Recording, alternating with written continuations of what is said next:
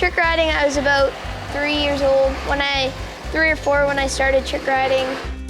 My brother was driving the mini ponies around and I was like, I want to hop on them and see how they are. And I threw my trick riding saddles on them and just started ripping around the arena. Oh, a lot of preparation, like when we're at home, we're practicing constantly. It does take a lot of seasoning for them. If you have an older horse that is like ready to go and everything, to train it with the younger one that hasn't been everywhere, that's a lot nicer.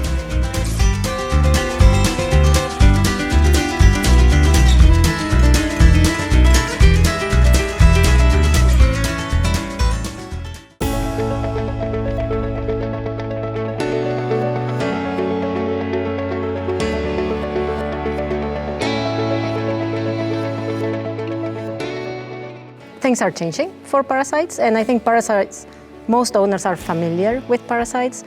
I think the way we're treating and why we're treating and which ones we're treating are changing, so every horse owner should be aware of those changes. So we don't need to be as aggressive as once we used to be.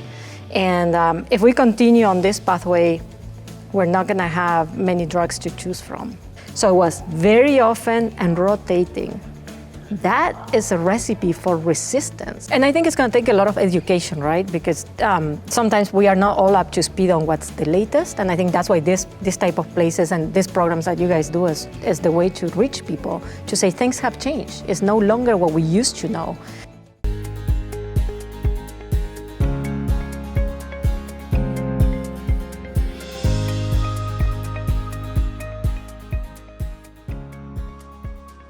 All of life and being really good and being a winner comes from preparation.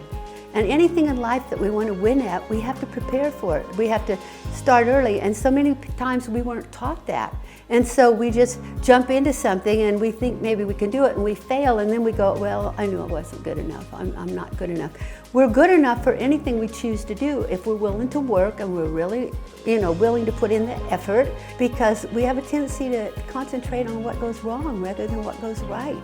And if we'll focus every day and say, today my miracle was, and that's what I want people to do. And it's never too late to be what we might have been.